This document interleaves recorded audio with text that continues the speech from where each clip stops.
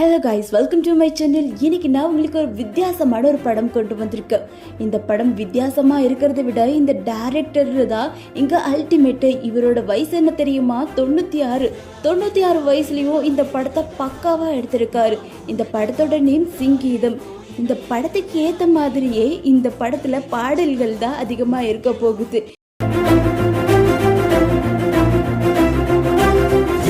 இந்த படத்தோட ஒன்லைனர் சொல்லவா, இந்த ஊர்ல தங்கமும் இருக்கு, தங்கத்தை எடுத்தா சாபமும் இருக்கு. ஊருக்கு ஏத்த மாதிரியே பேரும் இருக்கு, குபேரபுரன்னு. அந்த ஊர்ல இருக்கிற ஒத்த மரத்தை தங்கத்துக்காக விட்ட அதை பார்த்த கடவுளுக்கு கோவம் வந்து உனக்கு 3 சாபத்தையும் நான் கொடுக்க, அதுல முதல் சாபம் நீ பாட்டு மட்டும்தான் பாடுவேன்னு சொல்ல, 2வது சாபம் நீ உண்மையை மட்டும்தான் பேசுவேன்னு சொல்ல, 3வது சாபம் உனக்கு லாஸ்டா ஃபைனலா செக் வைக்கிறேன்னு சொல்லி அந்த 3 சாபத்தையும் கொடுத்துட்டு போக, அதை பார்த்த ஊர் மக்கள் இனி என்ன பண்றதுன்னு பாட்டா பாட, அதை பார்த்த ஹீரோக்கு இதுக்கெல்லாம் என்ன பண்றதுன்னு தெரியாம நிக்க, அப்பதான் அங்க இருக்கிற ஹீரோயினி தான் இதுக்கெல்லாம் காரணம்னு ஊர் மக்கள் சொல்ல, இவதான் இதுக்கான தண்டனை அனுபவிக்கணும் சொல்ல, அதுக்காக ஹீரோ அவளை காப்பாத்த போக அவனுக்கு பேச்சு போக, அப்போதான் கடவுளும் வந்து சொல்ல, எனக்கு நீ இயற்கையை திருப்பி கொடு, உனக்கு நான் தங்கத்தை கொடுக்குறேன்னு சொல்ல, அதை கேட்ட ஹீரோவும் ஊர் மக்கள் கிட்ட நிலத்தையெல்லாம் பிரிச்சு கொடுத்து இயற்கையை வழங்கன்னு சொல்ல, ஆனா அந்த மக்கள் எல்லாருமே எனக்கு இயற்கை வேண்டாம், பணம் தான் வேணும்னு சொல்லி தங்கத்தை எடுக்க, அப்பதான் 3வதா அங்க சாபமும் வருது. அதோட தான் இந்த மூவியும் ஸ்டார்ட் ஆகுது. So guys, welcome to my channel. இப்போ நீங்க என்னோட எக்ஸ்பிளைனை பார்த்துக்கிட்டு இருக்கீங்க அப்படின்னா, என்னோட எக்ஸ்பிளைன் உங்களுக்கு பிடிச்சிருந்தா சின்ன ஒரு லைக் பண்ணிட்டு சப்ஸ்கிரைப் பண்ணி வச்சுக்கோங்க. ஸோ வாங்க மூவிக்குள்ள போயிடலாம். மூவியோட ஸ்டார்டிங்லயே ஜெயில தான் காமிக்கிறாங்க. அங்கதான் நம்மளோட ஹீரோ பிரதீப் இருக்கான். இன்னைக்கு ரொம்ப சோகமா இருக்கான் அப்படின்லாம் கிடையாது, ரொம்ப சந்தோஷமா இருக்கா. ஏன்னா இன்னைக்கு தான் அவனோட ரிலீஸ். அவனும் வெளியே வந்த அவனோட வக்கீல் நினைக்கிட்டு இருக்கான். இந்த ஷூட் கேஸ புடி அப்படின்னு கொடுத்த உடனே, கண்ட பொருளை என் கையில கொடுத்துக்கிட்டு இருக்காது அப்படின்னு தூக்கி எறியறா. அந்த சூட் கேஸும் அங்க வந்து குப்பை லாரியில போய் விழுகுது. என்ன காரியம் பண்ணி வச்சிருக்க நீ? உன் மொத்த சொத்தும் அதுலதான் இருக்கு. உங்க அப்பா எவ்வளவு பெரிய பணக்காரன்னு தெரியுமா? அந்த சூட் கேஸ் இருந்துச்சுன்னா நீ பணக்காரன் இல்லைன்னா பிச்சைக்காரன் தான் அப்படின்னு சொன்ன உடனே அவனு ஓடி போய் அந்த லாரியில ஏறி குப்பையை களைஞ்சு அந்த சூட் கேஸை எடுத்துட்டு வந்து ஓபன் பண்ணி பாக்குறான். அவனுக்கு பயங்கரமான ஷாக்கு. ஏன்னா எவ்வளவு நாள் ஏழையா இருந்தனுக்கு திடுக்குன்னு வாழ்வு வந்த மாதிரி அவனோட பேர்ல 100 கோடி மதிப்புலான தங்க சுரங்க கம்பெனியே இருக்கு. அதை பார்த்த உடனே இன்னைக்கே நான் அந்த ஊருக்கு கிளம்புறேன் அப்படின்னு சொல்லி அவனும் கிளம்ப ஆரம்பிக்கிற. அங்க அவனுக்காக ஒரு ஆளும் வெயிட் பண்ணிக்கிட்டு இருக்கா. அந்த பாலத்தை கடந்து போன உடனே அங்க ஒரு ஆள் நின்னுக்கிட்டு இருக்கா. இன்னைக்கு ஓனரோட பையன் பிரதீப் வரான், அவனை கூப்பிடுறதுக்காக வந்திருக்கேன் அப்படின்னு சொன்ன உடனே இவனும் நான் தான் அந்த பிரதீப் அப்படின்னு இன்ட்ரோ பண்ணிக்கிறான். 2 பேரும் ஏறி கார்ல போய்கிட்டு இருக்காங்க. போய்கிட்டு இருக்கும்போது எதுக்காக சும்மாவே வந்துகிட்டு இருக்கீங்க, இந்த பாட்டை தான் போடுங்களே அப்படின்னு சொல்லி பாட்டை போட்ட உடனே அவன் காதை பத்திரா. பின்னாடி குடிச்சிட்டு படுத்துட்டு இருந்த ஒருத்தனும் எந்திரிச்சு, எதுக்காகயா பாட்டை போட்ட, அவனுக்கு பாட்டே ஆகாது அப்படின்னு சொல்லி முடிக்கிறதுக்குள்ளேன்னு அங்க இருந்த மரத்துல கொண்டு போய் காரை விட்டுடுறா. காரும் ஆக்சிடென்ட் ஆகுது. உடனே அந்த கார் டிரைவரும் எந்திரிச்சு, ஐயோ நான் வேற தப்பு பண்ணிட்டேனே, இனி அவ வந்தானா என்ன பண்ணவா அப்படின்னு அவரும் அலறிட்டு இருக்காங்க. நீ யார சொல்லிக்கிட்டு இருக்கா அப்படின்னு கேட்கறதுக்குள்ளேனே அங்க நம்மளோட ஹீரோயினி இன்ட்ரோ. அவ பேர் தான் கௌரி. வந்த உடனே எதுக்காக இந்த மரத்துல நீ அடிச்சா அப்படின்னு அவனை கண்டபடிக்கு திட்ட ஆரம்பிக்கிறா. நான் தெரியாம இடிச்சுட்டேன், என்னை தயவு செஞ்சு மன்னிச்சிடு அப்படின்னு அவகிட்ட மன்னிப்பு கேட்கிறா. அவளும் சரின்னு சொன்ன உடனே, நீ ஊருக்குள்ள தானே போற, இவர் தான் அந்த கம்பெனியோட ஓனரோட பையன், இவனை தயவு செஞ்சு அந்த ஊருக்குள்ள கொண்டு போய் விட்டுடு அப்படின்னு சொல்றா. அவனும் அந்த மரத்துக்கிட்ட மன்னிப்பு கேட்டாதான் நான் கொண்டு போய் விடுவேன் அப்படின்னு சொல்றா. அப்பதான் அந்த ஊர்லயே அந்த ஒரு மரம் தான் இருக்கு, அந்த மரத்தை பாதுகாத்துக்கிட்டு இருக்கிறது இவதான் அப்படின்னு தெரியுது. உடனே அவனும் சாரி கேட்டுட்டு அவ கூட அந்த பைக்ல ஏறி போய்கிட்டு இருக்கா. போற வழியில அங்க இருக்க மக்கள் எல்லாம் ஒரு சாமியை கும்பிட்டு இருக்காங்க. இது என்ன சாமி அப்படின்னு கேட்டா, அது பேரு தான் குபேரன். அங்க ஒரு குகையும் இருக்கு. அதை பத்தி சொல்லிக்கிட்டு போய்கிட்டு இருக்கும் போதுதான் இவனோட கம்பெனி லாஸ்ட்ல போய்கிட்டு இருக்கு அப்படின்னு அங்க இருக்க இன்னொரு ஓனரும் பேசிக்கிட்டு இருக்காங்க. அப்படியே அவனோட கம்பெனியோட நிலவரத்தை காமிக்கிறாங்க. இது நாள் வரைக்கும் அந்த தங்க சுரங்கத்துல இருந்து தங்கமே கிடைக்காம ரொம்ப கஷ்டத்துல இருக்காங்க. அந்த ஓனரும் பேசிக்கிட்டு இருக்கா. பின்னாடி அந்த ஓனரோட பொண்ணு ரீனும் வரா. ரீனு ரொம்ப நாளா அப்பாவோட பாசத்துக்காக ஏங்கிக்கிட்டு இருக்கிற பொண்ணு. ஆனா அப்பா தங்கம் கிடைக்கலையே அப்படின்னு ரொம்ப கஷ்டத்துல வாழ்ந்துகிட்டு இருக்காரு. அந்த கம்பெனியை பத்தி எந்த ஒரு விஷயத்தையும் சொல்லாம, தங்கமே கிடைக்கலைங்கிற விஷயத்த சொல்லாம அந்த ஃபாரினருக்கு விற்க பாக்குறாங்க. அப்பதான் இங்க பிரதீப்போட என்ட்ரியும் அந்த கம்பெனிக்குள்ள வருது. அவனும் அவனோட பேரை சொல்லி, நான் தான் பிரதீப், இந்த ஓனரோட பையன் அப்படின்னு சொல்லிக்கிட்டு இருக்கான். அப்ப திடீர்னு இன்னொரு ஆள் வந்து, நான் தான் பிரதீப், நான் தான் இவனோட பையன் அப்படின்னு சொல்றா. 2 பேர்த்துக்குள்ளேயும் சண்டை வந்து அவனோட ப்ரூஃப் எல்லாம் எடுத்து காமிச்சு நான் தான் அவனோட பையன்னு சொல்லி அந்த கான்ஃபரன்ஸ் ஹால்குள்ளேயும் போறா. அங்க அங்கே இருக்கிற ரீனு நாம செட் பண்ண ஆளுதான் அப்படின்னு நினைச்சு இந்த இந்த ஃபார்ம்ல கையெழுத்து போடு அப்படின்னு சொல்றா. உடனே அவனும் படிச்சு பார்த்து என்ன இது என்ன கேட்காம எப்படி நீங்க என்னோட கம்பெனியை விற்பீங்க அப்படின்னு சொன்ன உடனே தான் அவங்களுக்கு தெரியுது இது ஒரிஜினல் பிரதீப்னு. உடனே அவங்களும் இந்த கம்பெனியை நம்ம விற்கலாம், விற்க வேண்டாம்னு சொல்லல, இதுல தங்கம் கிடைக்குமா இல்லையா அப்படின்னு அவங்க செக் பண்ணி பார்த்துட்டு அது மட்டும் இல்லாம அதுக்கு 50-50 ஷேர் எடுத்துக்கலாம் அப்படின்னு சொல்லி முடிக்கிறக்குள்ளேன்னு வெளியே இருந்து ஏதோ ஒரு சத்தம். அந்த சத்தத்தை போய் பார்க்கும் போதுதான் அங்க போராட்டம் பண்ணிக்கிட்டு இருக்காங்க. ஏன்னா அங்க வேலை செய்யறவங்களுக்கு ப்ராப்பரான பாதுகாப்பு இல்லாம அவங்களுக்கு நிறைய அடிப்படுது அப்படின்னு அங்க போராட்டம் பண்ணிக்கிட்டு இருக்கிறது வேற யாருமே கிடையாது, நம்மளோட கௌரிதா.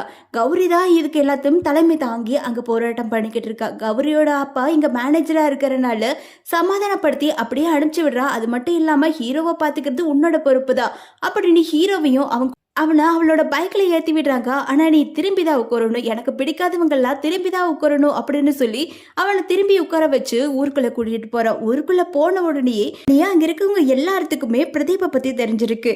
எப்படிடா அப்படின்னு கேட்கும் போது தான் அங்கே இருந்த பார்பர் தான் அங்கே இருக்க எல்லாத்துக்குமே இந்த விஷயத்த சொல்லியிருக்காங்க.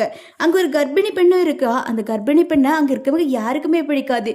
ஏன்னா அவனோட கணவர் இறந்ததுக்கு அப்புறம் அவளை பற்றி எல்லாருமே தப்பாக பேச ஆரம்பிச்சிட்டாங்க. அவளை எப்படியாவது இந்த ஊர்ல இருந்து விரட்டி விடணும் அப்படின்னு முடிவெடுத்து வச்சிருக்காங்க. அதனாலயே அவளை யாருக்குமே பிடிக்காது. ஆனா கௌரிக்கு மட்டும்தான் அவளை ரொம்ப பிடிக்கும். அப்பப்போ ஏதாவது காசும் கொடுத்துட்டு போவா. அதே மாதிரிதான் ஹீரோ கிட்ட இருந்து காசு வாங்கி அவகிட்ட கொடுத்துட்டு அப்படியே அந்த ஊருக்குள்ள போறா. அங்க தன்னோட வீட்டுக்கு கூட்டிட்டு போறா. அங்க அவளோட பாட்டி இருக்கா. அவ பாட்டி பிரதீப பார்த்த உடனேயே ஏதோ ஒரு விஷயம் சொல்றா. ஆனா அவ எப்பவுமே உளறிட்டு இருக்கிறனால அந்த பாட்டிக்கு பைத்தியம் அப்படின்னு சொல்லிட்டு ஹீரோவை சாப்பிட சொல்றா. இவளும் அங்கிருந்து அந்த மரத்துக்கிட்ட போறா. எப்பவுமே அந்த மரத்துலதான் அவ தூங்கிக்கிட்டு இருப்பா. அவளுக்கு அந்த மரம்னா அவ்வளோ பிடிக்கும். அதனால அங்க இருக்கும் போது அங்க அவளோட அப்பா வந்து என்னை மன்னிச்சு, முதலாளி இருந்தனால தான் உன்னை அப்படி பேச வேண்டியதா போயிடுச்சு, இனிமேல் நான் உன்னை அப்படி பேச மாட்டேன் அப்படின்னு மன்னிப்பு கேட்கிறாரு. அவளும் கோவத்துல இருந்தாலும் இப்ப அப்பாவை மன்னிச்சுட்டு இன்னைக்கு நைட்டு நல்லா நிம்மதியா தூங்கிக்கிட்டு இருக்கா. அடுத்த நாள் காலையில வெளியே ஏதோ ஒரு சத்தம் வருதே அப்படின்னு எட்டி பார்த்தா அங்க ஊர் மக்களும் அங்க ரேணுவும் நின்றுக்கிட்டு இருக்கா.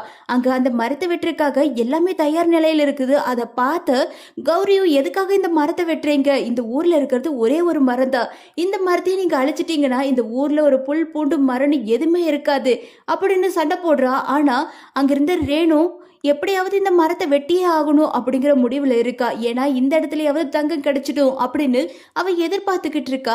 அங்க இருக்க ஊர் மக்கள் எல்லாத்துக்குமே பணத்தை கொடுத்து அவளை இங்கிருந்து கலப்ப சொல்லுங்க அப்படின்னு சொல்லிக்கிட்டு இருக்கா. ஆனா அவ போக மாட்டா அப்படின்னு அங்க அடம் பிடிச்சிட்டு இருக்கும் போது அவங்க அப்பாவை வர வச்சு அவளை அடிச்சு அங்கிருந்து கூப்பிட்டு போறாங்க. அவ போறதுக்குள்ளேன்னு அந்த மரத்தையும் வெட்டி கீழே போடுறாங்க. அவளும் அழுதுகிட்டே அங்கிருந்த மலை கோயிலுக்கு ஓடி போறா. ஓடி போய் எதுக்காக கடவுளே இப்படி இந்த மனுஷங்க இருக்காங்க, எதுக்காக நீ பார்த்தும் பார்க்காத மாதிரி இருக்க, எல்லா இயற்கையும் அழிச்சுக்கிட்டு இருக்காங்க, நான் ஆசாசியா வச்சிருந்தா அந்த மரத்தையும் ஒடிச்சிட்டாங்க. அங்க கத்தி அழுதுகிட்டு நின்றுகிட்டு இருக்கா. சடனா அங்க ஒரு பிளவு ஏற்பட்டு அந்த குகைக்குள்ள விழுக்கிறா. என்னை யாராவது காப்பாத்துங்க, யாராவது இருக்கீங்களா அப்படின்னு கத்துறா. யாருமே பேச மாட்டேங்கிறாங்க. உடனே அந்த கடவுளை வேண்ட ஆரம்பிக்கிறா. எதுக்காக கடவுளே இந்த மக்கள் இப்படி இருக்காங்க, இவங்க நல்லாவே இருக்கக்கூடாது, இவங்க யாருமே பேசவே கூடாது, முக்கியமா அவங்க போய் பேசவே கூடாது, கடவுளே இந்த வரத்தை எனக்கு கொடு அப்படின்னு வேண்டா. ஆனா அந்த கடவுள்கிட்ட இருந்து எந்த ஒரு ஆன்சரும் வரல. அவளும் அங்கிருந்து கிளம்பி போறா வீட்டுக்கு. வீட்டுக்கு போய் காலையில எந்திரிச்சு பார்த்தாதான் அங்க ஒரு பயங்கரமான ஷாக் ஆகுது. ஏன்னா காலையில பேப்பர் போட வந்த பையன் பாட்டா பாடிக்கிட்டு இருக்கா. அங்க பேப்பர் வாங்க வந்த அந்த லேடியும் பாட்டு தான் பாடிக்கிட்டு இருக்கா. అందరం పాడుతున్నామా என்னடா இது இந்த ஊருக்கு வந்த சோதனை அப்படின்னு பார்த்தா அங்க இருக்கவங்க எல்லாருமே பாட்டு பாடிக்கிட்டு இருக்காங்க. அது மட்டும் இல்லாம கௌரியும் அங்க பாட்டு தான் பாடிக்கிட்டு இருக்கா.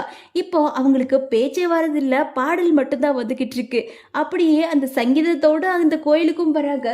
அந்த கோயிலை பார்த்தா அங்க ஏதோ ஒரு விரிசல் விட்டுருக்கு. கடவுளுக்கு கோபம் வந்துதான் இந்த மாதிரி ஒரு விஷயத்த பண்ணிருச்சு அப்படின்னு சொல்லிக்கிட்டு இருக்கும் போது அங்கிருந்த ஒரு குடிகாரனும் வந்து இல்ல இல்ல இதுக்கு நான் தான் காரணம், ஏன்னா குடிச்சிட்டு சைடிஸ் இல்லைன்னு சொல்லி நீங்க படிச்சிருந்த அந்த பொருளெல்லாம் எடுத்து நான் சாப்பிட்டேன், அதனாலதான் கடவுளுக்கு கோபம் வந்துருச்சு அப்படின்னு சொல்லிக்கிட்டு இருக்கா. உடனே அங்க இருந்தவங்களுக்கு கோபம் வந்து அவனை அங்க இருந்த குகைக்குள்ள தூக்கி போடுறாங்க. அப்படியே அங்க ஒரு டாக்டரும் வரா. இது தெய்வ குத்தம் எல்லாம் எதுவும் கிடையாது, உங்களுக்கு எல்லாத்துக்கும் தொற்று நோய் பரவே இருக்கு, அதுக்காக நீங்க எல்லாரும் வந்து என்கிட்ட மாத்திரை வாங்கிக்கோங்க அப்படின்னு சொல்லிக்கிட்டு இருக்கா. உடனே அங்க இருந்த பூசாரிக்கும் அங்க இருக்கிற டாக்டருக்கும் சண்டை வருது. இது தெய்வ குத்தம் தான் அப்படின்னு சொல்லி லாஸ்டா அவங்க ரெண்டு பேர்த்துக்குள்ள நடந்த சண்டையில தெய்வ குத்தம் தான் அப்படின்னு அவங்க அவங்க எல்லாருமே தெய்வத்துக்கு என்ன பண்ணலாம் அப்படின்னு யோசிக்க ஆரம்பிக்கிறாங்க. அப்பதான் அங்க நேர்த்தி கடன் ஏதாச்சும் பண்ணணும், பரிகாரம் ஏதாச்சும் பண்ணணும் அப்படின்னு சொல்லி அந்த மலையை சுத்தி 100 வாட்டி சுத்தி வந்துகிட்டு இருக்காங்க. அது மட்டும் இல்லாம அங்க இருந்த ஆம்பளைங்களுக்கு எல்லாத்துக்கும் மொட்டை போட ஆரம்பிச்சுட்டாங்க. 100 லட்டுக்கு மேல செஞ்சு கொடுக்க சொல்லி அந்த பூசாரி நல்ல காசு பார்த்துக்கிட்டு இருக்கா. அப்படியே அவங்களோட பரிகாரமும் போய்கிட்டு இருக்கு. ஆனா இது வரைக்கும் எதுவுமே மாறின மாதிரி தெரியல. அதுக்கப்புறம் நடந்ததுதான் பெரிய ஒரு அதிர்ச்சி. ஏன்னா அடுத்தது எல்லாருமே பொய் பேசாம உண்மையை மட்டும் பேசுற அளவுக்கு மாற ஆரம்பிச்சுட்டாங்க. அவங்களோட வாயிலிருந்து பொய்ங்கிற வார்த்தையே வரமாட்டேங்குது. என்னடா இது, இத்தனை நாள் நம்ம பொய் பேசிக்கிட்டு இருந்தோம், இப்போ பொய்யே நம்மளால பேச முடியலையா அப்படின்னு அங்கிருந்த பார்பரும் சொல்லறான். நான் உண்மையான பார்பர் எல்லாம் கிடையாது, எனக்கு அவ்வளோக்கெல்லாம் முடிவெட்ட தெரியாது, இந்த மக்கள் தான் ஏமாந்து போய் என்கிட்ட முடிவெட்டிக்கிட்டு இருக்காங்க அப்படின்னு சொல்லி முடிக்கிறக்குள்ளே அங்கே வந்து டாக்டரும் நானும் மனுஷனுக்கு பார்க்குற டாக்டர்லாம் கிடையாது, மிருகத்துக்கு பார்க்குற டாக்டர் தான், இந்த மக்கள் ஏமாந்தத்தனமா ஏமாந்துக்கிட்டு இருக்காங்க அப்படின்னு சொல்லிக்கிட்டு இருக்கா. உடனே அங்க இருந்த லவ்வர்ஸ்க்கு சண்டை வருது. ஏன்னா அவங்களுக்குள்ள போயிட்டு இருந்த கான்வர்சேஷன்ல நான் உன பணத்துக்காக தான் காதலிக்கிறேங்கிற உண்மையை சொல்லிட்டா. அப்படியே ஒவ்வொருத்தவங்களும் தன்னோட உண்மையை சொல்லிக்கிட்டு இருக்கும் போது அங்க ரேணுவும் வரா. ரேணுவை பார்த்து எல்லா மக்களும் இப்படி நடந்துருச்சே அப்படின்னு பேசிக்கிட்டு இருக்கும்போது உடனே அப்பா நான் எனக்கு உங்களை சுத்தமா பிடிக்காது அப்படிங்கிற உண்மையை சொல்றா. அங்க வந்த ஹீரோவும் என்னடா இது எல்லாரும் உண்மையை சொல்லிக்கிட்டு இருக்காங்களேன்னு அப்படின்னு பார்த்துக்கிட்டு நின்றுக்கிட்டு இருக்கும் போதே நானும் இந்த ஊருக்கு வரக்கு முன்னாடி ஜெயிலில் தான் இருந்தேன், ஜெயிலில் ஏமாத்து வாழ்க்கை வாழ்ந்துக்கிட்டு இருந்தேன் அப்படின்னு சொன்ன உடனேயே ரேணுவும் அப்போ நீயும் இங்கே ஏமாத்துறதுக்காக தானே வந்திருக்க அப்படின்னு கேட்குறா. உடனே பிரதீப்புக்கு கோபம் வந்து நீ மட்டும் என்ன இந்த மக்களை ஏமாத்தாமையே வாழ்ந்துக்கிட்டு இருக்க, நீ ஒரு ஃபாரின் கம்பெனிக்கு இந்த இடத்த விற்கிறதானே நீ ட்ரை பண்ணிக்கிட்டு இருக்க அப்படின்னு சொன்ன உடனேயே அவள் பொய் பேச முடியாம ஆமான்னு சொல்றா. அதை கேட்ட மக்கள் எல்லாருமே நம்மளை அடிமையா வச்சிருக்காங்க அப்படிங்கறத இப்பதான் உணர்றாங்க. உடனே அவங்க எல்லாருமே இனிமேல் நான் வேலைக்கு வரமாட்டேன் அப்படின்னு போராட்டம் பண்ண ஆரம்பிக்கிறாங்க. என்ன பண்றதுன்னு தெரியாம யோசிச்சுக்கிட்டு இருக்கும் போதுதான் அங்க பூசாரி ஒரு அதிசயம் நடந்திருக்கு, எல்லாரும் ஓடிவாங்க அப்படின்னு கூப்பிடுறான். எல்லாரும் ஓடி போய் பார்த்தா அங்க இருந்த பாறையில ஏதோ ஒண்ணு எழுதி இருக்கு. தண்ணியை தெளிக்க தெளிக்க அந்த எழுத்துக்கள் இது. அதுல என்ன எழுதி இருக்குன்னா, நீங்க என்ன சந்தோஷப்படுத்தினீங்க அப்படின்னா உங்க சாபத்தை நான் தீர்த்து கொடுத்துடுவேன் அப்படின்னு குபேரர் எழுதி வச்சிருக்காரு. அதை பார்த்த மக்கள் எல்லாருமே அவரை சந்தோஷப்படுத்தணும்னா நம்ம என்ன கொடுக்கணும் அப்படின்னு யோசிக்கிறாங்க. அப்ப அங்க இருந்த ஒருத்தனும் அவருக்கு சாப்பாடுனா ரொம்ப பிடிக்கும், நம்ம சாப்பாடு கொடுத்தாவே போதும் அவர் ரொம்ப சந்தோஷப்படுவாரு அப்படின்னு சொல்லக்குள்ளேனே அங்கிருந்த ஹீரோவும் அவருக்கு சாப்பாட்டை விட தங்கம் தானே ரொம்ப பிடிக்கும், நம்ம இப்ப தங்கத்தை எடுத்து கொடுத்துட்டோம்னா அவரு ரொம்ப சந்தோஷப்பட்டுருவாரு, அதனால அவருக்கு நம்ம தங்கத்தை எடுத்து கொடுக்கலாம் அப்படின்னு சொல்றான். அதை கேட்ட ஊர் மக்கள் எல்லாருமே ஆமா அதுதான் கரெக்ட் அப்படின்னு சொல்லி அவங்க எல்லாருமே தங்கத்தை எடுக்கிறதுக்கு தயாராகிறாங்க. அதுக்கப்புறம் தான் தெரியுது அது ஹீரோவோட பிளான் அப்படின்னு. ஏன்னா இவங்க யாருமே தங்கத்தை எடுக்க வர மாட்டாங்க அப்படின்னு தெரிஞ்சு இப்படி அவன் எழுதி வச்சிருக்கா. அதனால அங்க இருக்கவங்க எல்லாருமே இப்ப தங்கத்தை எடுக்கிறதுக்காக போறாங்க. அங்க இருக்கிற ஃபாரினரும் என்ன பண்ணிக்கிட்டு இருக்கீங்க, இவ்வளோ நாள் ஆயும் இங்க இருந்து தங்கத்தை எடுக்க முடியலனா என்ன பண்றது அப்படின்னு பேசிக்கிட்டு இருக்கான். அப்பதான் அவனும் ஒரு ஐடியா கொடுக்குறான். நீங்க இப்படி கையால தோண்டிக்கிட்டு இருந்தீங்கன்னா தங்கத்தை எடுக்க முடியாது, நம்ம பாம் வச்சு இந்த இடத்த உடைக்கலாம், அப்ப தங்கமாவது கிடைக்குமா கிடைக்காதான்னு பார்த்துடலாம் அப்படின்னு சொல்றா. உடனே அவங்களும் ஓகேன்னு சொல்லி அங்க பாம்பும் செட் பண்ற ஆரம்பிக்கிறாங்க. அப்பதான் அங்க இருந்த ஃபாரினர் அந்த குகைக்குள்ள போயிடுறா. அவனை காப்பாத்துறதுக்காக உள்ள போறதுக்குள்ளேன்னு அந்த ஃபாரினர் வெளியே வந்துடுறா. இங்க நம்மளோட ஹீரோ மாட்டிக்கிறா. உடனே அங்க இருந்த ஒருத்தனும் அந்த பாம்பை வெடிக்க வச்சிடுறா. ஹீரோ செத்துட்டா அப்படின்னு நினைக்கும் போது அந்த கல்லெல்லாம் உடைச்சுக்கிட்டு அவனும் வெளியே வரான். அவனோட கையில ஒரு தங்கக்கட்டி இருக்கு. அந்த தங்கத்தை பார்த்த உடனேயே எல்லாத்துக்கும் ரொம்ப சந்தோஷமாயிடுச்சு. எப்படியோ தங்கத்தை கண்டுபிடிச்சிச்சு அப்படின்னு எல்லாரும் சந்தோஷமா இருக்கும் போது ஹீரோயினிக்கு லைட்டா அவன் மேல காதல ஆரம்பிக்குது. உடனே அவனோட பைக்ல பின்னாடி திரும்பி ஏறாம முன்னாடி திரும்பி ஏறு அப்படின்னு சிரிச்சுக்கிட்டே சொல்றான். அவனும் அங்கிருந்து கிளம்ப ஆரம்பிக்கிறான். அவனும் அவனோட பைக்ல ஏறி போகும்போது அந்த உடஞ்ச பாலத்துக்கிட்ட போகும்போது தான் அங்க ஹீரோயினை நிறுத்தி ஒரு உண்மையை சொல்றா. ஏன்னா பொய் சொல்ல முடியாதல்ல, அதனால ஒரு உண்மையா ஹீரோ கிட்ட சொல்லணும் அப்படிங்கறதுக்காக சொல்றா. இந்த சாபத்துக்கெல்லாம் காரணம் நான் தான் குபேரன் கிட்ட இந்த சாபத்தை கேட்ட அப்படின்னு சொன்ன உடனே அங்கிருந்து ஊர் மக்கள் எல்லாருமே இதுக்கெல்லாம் காரணம் நீதானா அப்படின்னு கத்த ஆரம்பிக்கிறாங்க. அவளும் பயந்து போய் இதை நான் தெரியாம தான் கேட்டுட்டேன், நீங்க என்னோட மரத்தை வெட்டினால உங்களுக்கு சாபம் கொடுக்கணுமே அப்படிங்கறதுக்காக தான் கேட்டேன், இந்த இந்த மாதிரி நடக்கணும் நான் எதிர்பார்க்கவே இல்லை அப்படின்னு சொல்றா. அப்படி என்னதான் நீ சாபம் கொடுத்த அப்படின்னு கேட்ட உடனே தான் சொல்றா, நான் நீங்க யாருமே பேசக்கூடாது அப்படின்னு கேட்டேன், அதனாலதான் நீங்க இப்ப பேசாம பாடிக்கிட்டு இருக்கீங்க, இங்க இருக்கவங்க யாருமே பொய் பேசக்கூடாதுன்னு கேட்ட, அதே மாதிரி நீ யாருமே இப்ப பொய் பேசுறது இல்ல, மூணாவதா என்னத்தை தான் கேட்ட அப்படின்னு கேக்குறாங்க. ஆனா அதுதான் எனக்கு மறந்து போச்சு, நான் என்ன கேட்டேன்னு எனக்கே மறந்து போச்சு அப்படின்னு சொல்றா. அங்க இருக்கவங்க எல்லாருமே ரொம்ப கோவப்பட்டு என்னதான் கேட்டேன்னு யோசிச்சு சொல்லு அப்படின்ட்டு இருக்காங்க. உடனே அவளும் யோசிச்சு, ஆமாமா நான் இன்னொரு விஷயமும் கேட்டேன், என்னத்தை தான் கேட்ட சொல்லு அப்படின்ன உடனேயே நீங்க எல்லாரும் பைத்தியமாயிடணும்னு கேட்ட அப்படின்றா.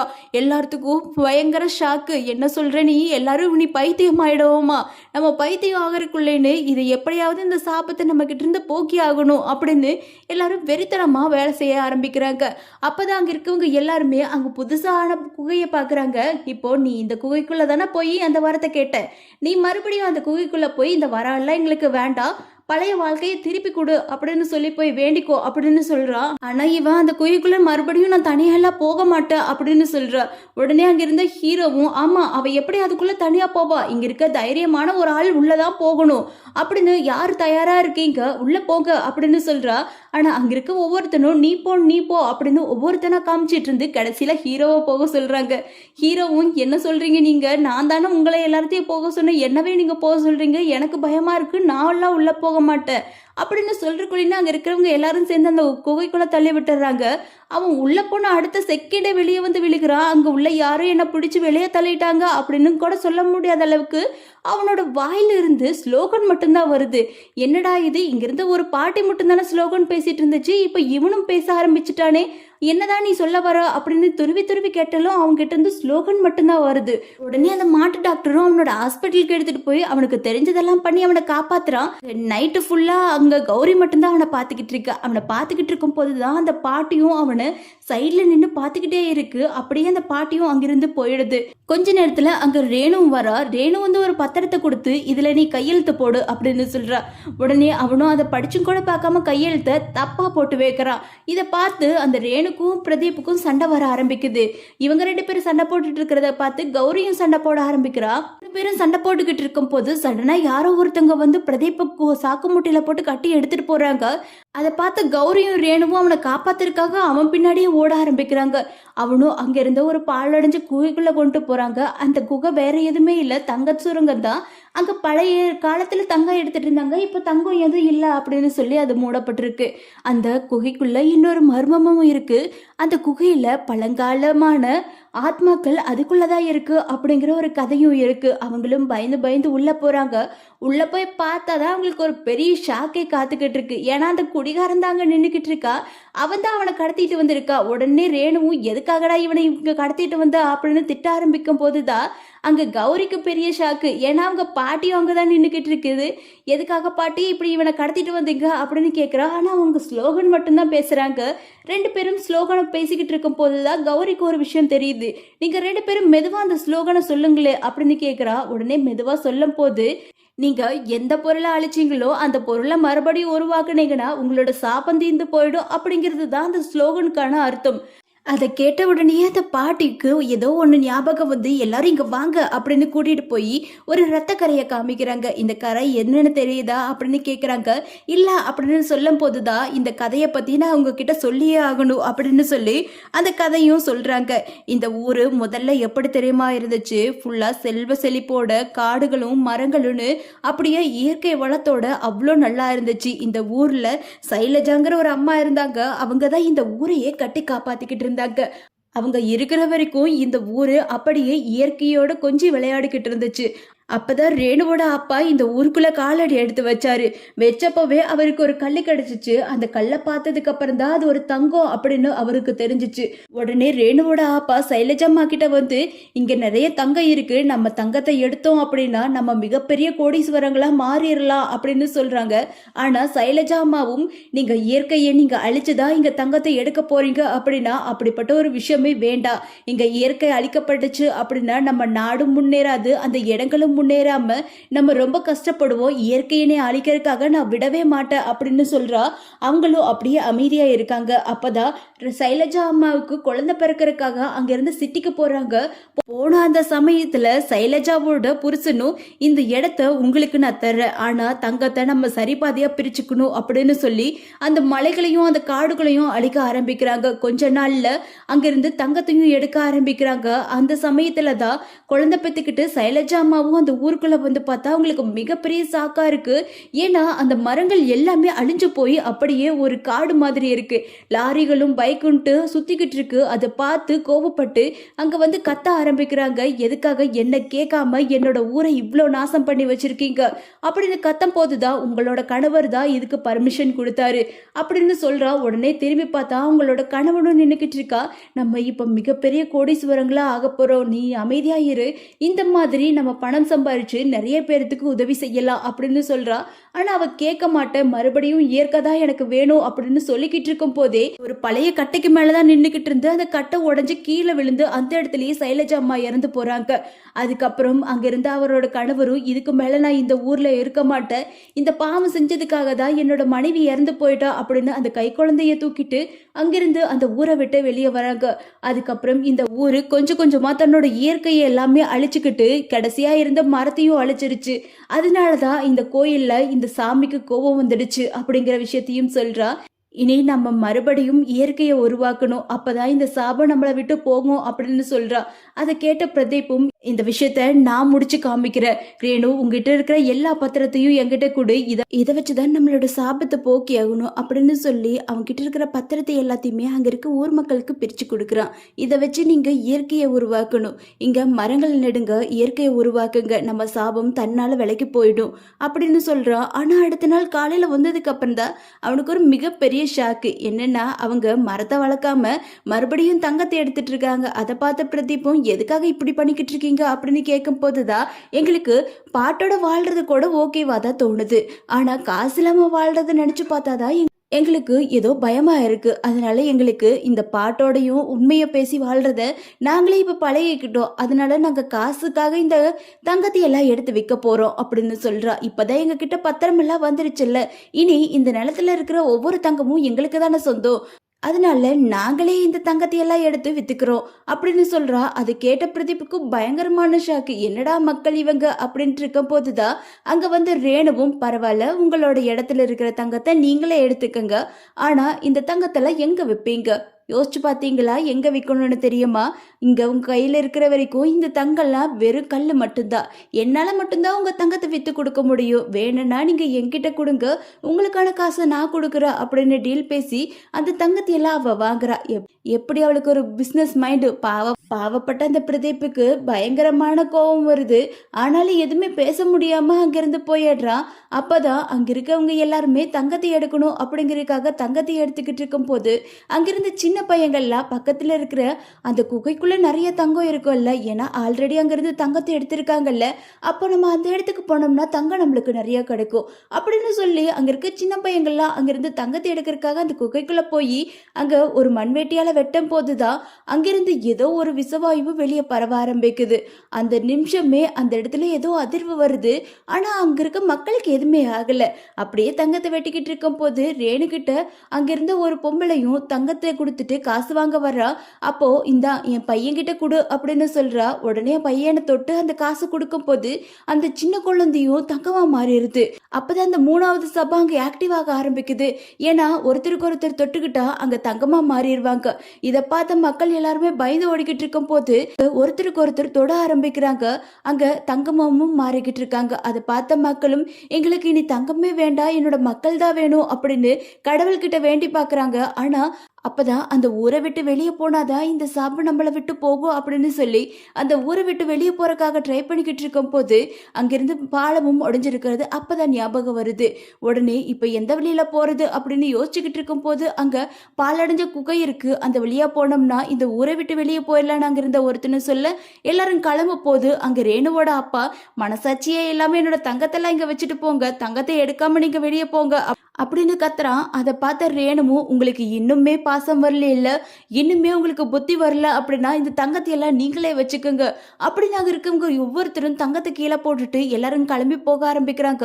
அந்த கர்ப்பமான பொண்ணும் அந்த குகைக்குள்ள போய்கிட்டு இருக்கும் போதுதான் அவளுக்கு பிரசவ வலி வந்துருது. அவ அந்த இடத்துலயே விழுந்துடுறா. அந்த சமயத்துல குகையும் இடிஞ்சு விழ ஆரம்பிக்குது.